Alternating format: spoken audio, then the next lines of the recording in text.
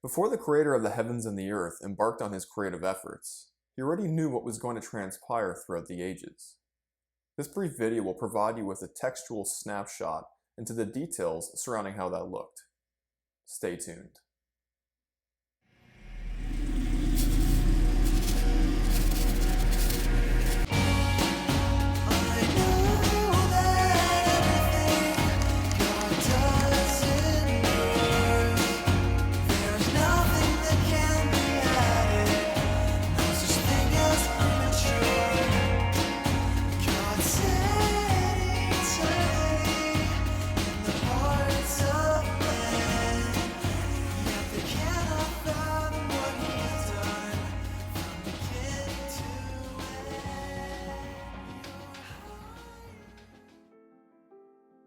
I want this video to bring hope in your life, and to increase your faith in what the Father has already spoken.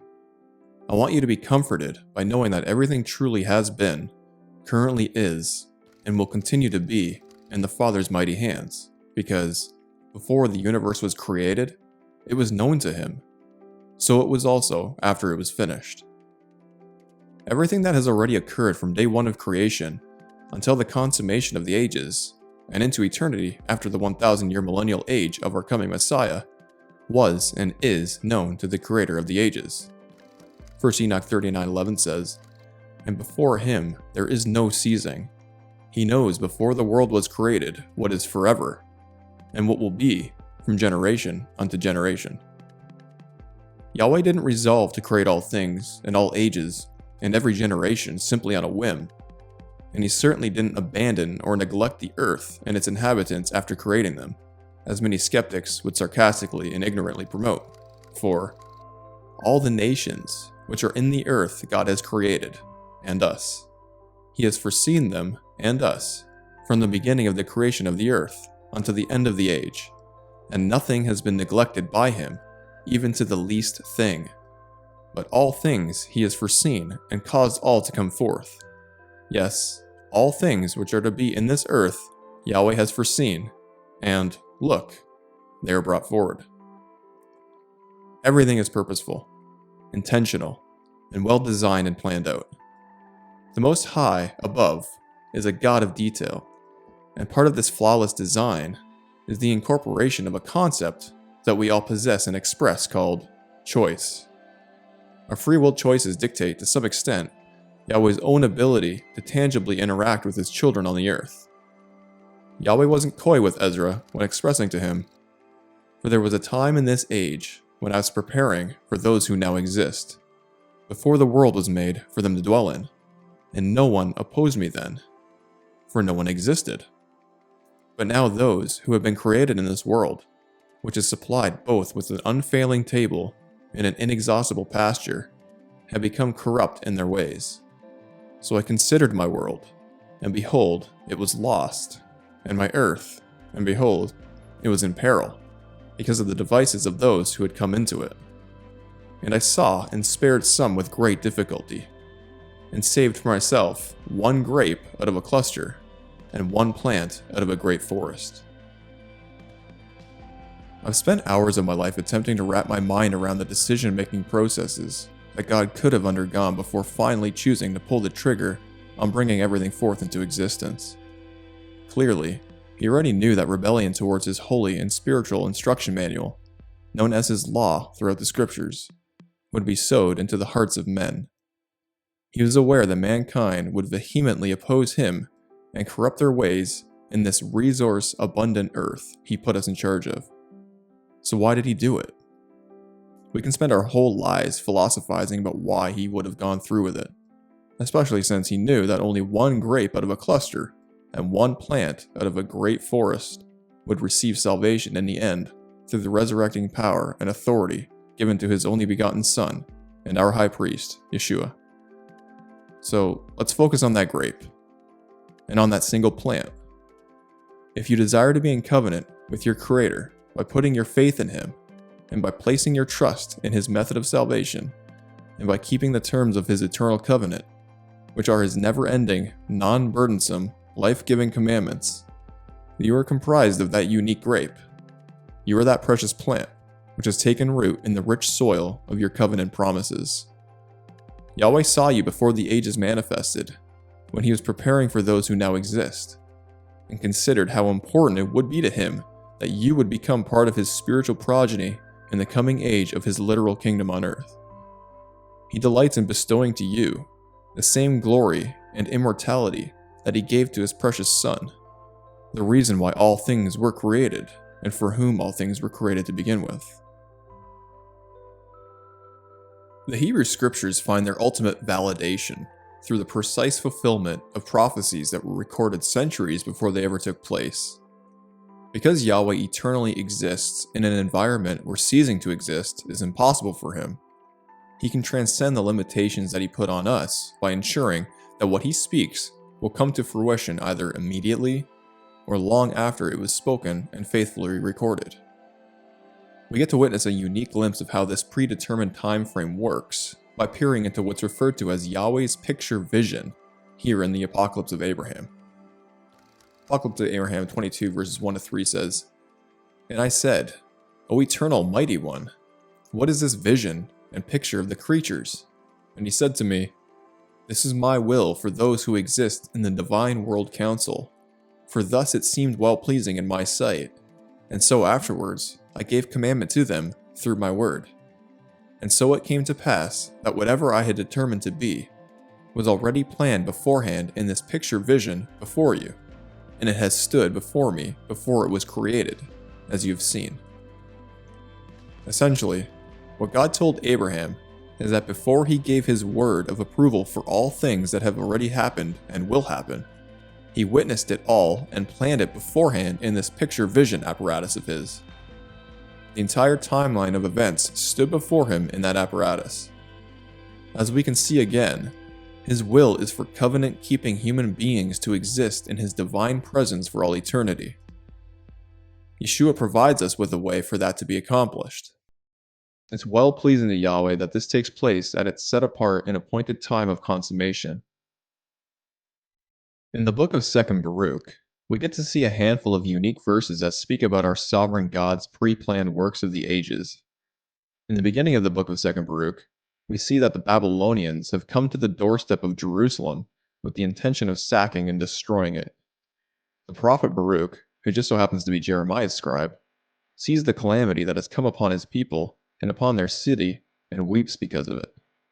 The following verse is spoken by Yahweh in response to Baruch's lamentations.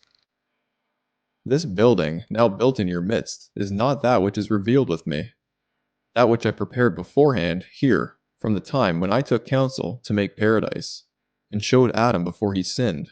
But when he transgressed the commandment, it was removed from him, as also paradise."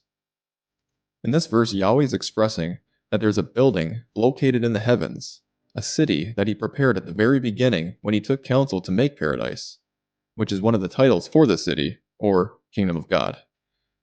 This paradise is the same building that was situated with Adam in the land of Eden before it was removed from the earth due to Adam's transgression. For more information about that, check out this video. What's intriguing about this verse is that we get to see it stated that God took counsel and prepared for the creation of paradise before the heavens and the earth were created. 2nd Baruch 21:5 says, "You that have commanded the air by your nod, you have seen those things which are to be as those things which you are doing."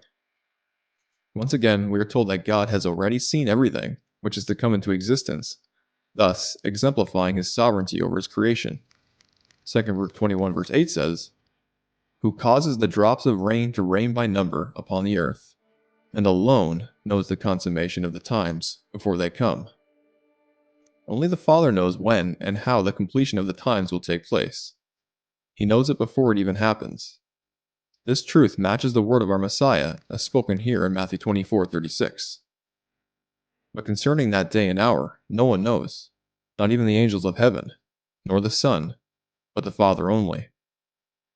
That day is contextually signifying the day of the Lord, when the Son of God returns in great power with his angels.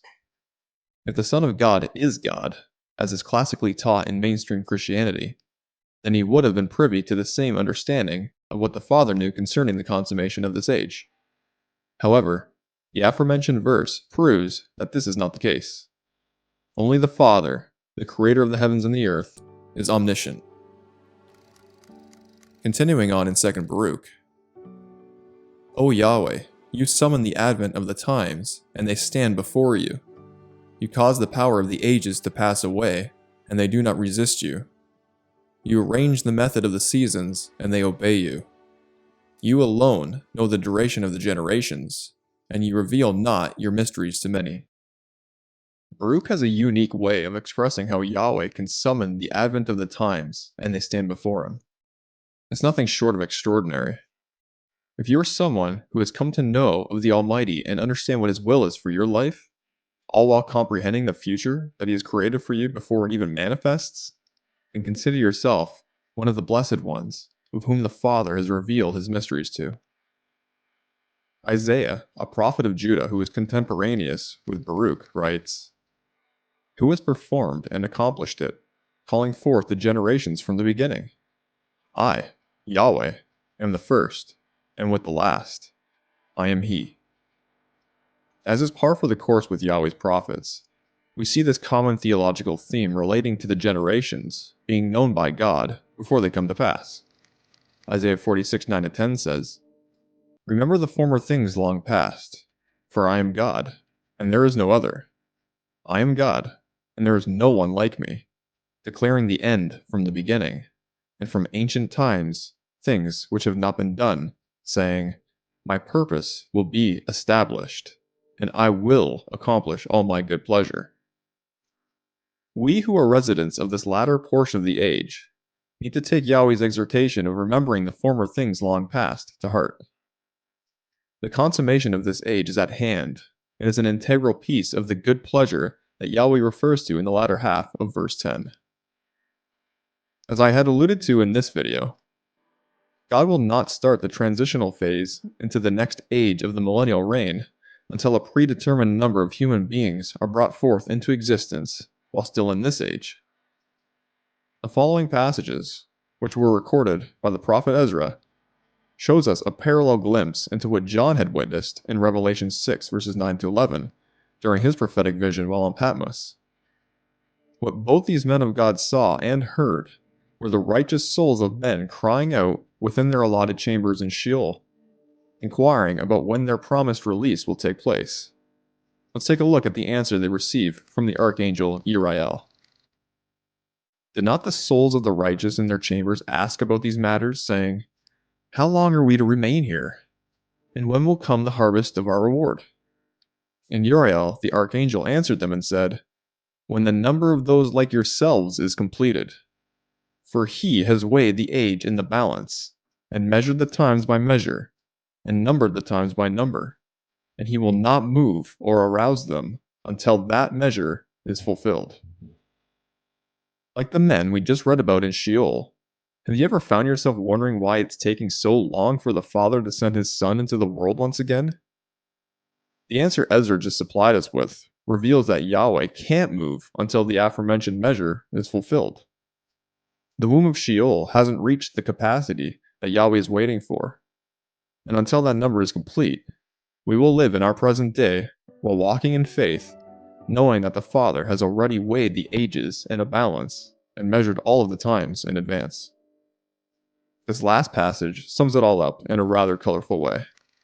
4th Ezra 6:1-6 says, "And he said to me, at the beginning of the circle of the earth, before the portals of the world were in place, and before the assembled winds blew, and before the rumblings of thunder sounded, and before the flashes of lightning shone, and before the foundations of paradise were laid, and before the beautiful flowers were seen, and before the powers of movement were established, and before the innumerable hosts of angels were gathered together, and before the heights of the air were lifted up, and before the measures of the firmaments were named, and before the footstool of Zion was established, and before the present years were reckoned, and before the imaginations of those who now sin were estranged, and before those who stored up treasures of faith were sealed. Then I planned these things, and they were made through me, and not through another, just as the end shall come through me, and not through another." The Father has spoken, His words are meant to bring us joy and courage in these last days. The world is dark and will continue to grow darker before the light of the world comes back down on the day of the Lord. Be of good cheer and keep the covenant of your God. Yahweh's purpose will be established, and he will accomplish all of his good pleasure. Remember the former things long past, and know in your heart that everything is going according to Yahweh's plan.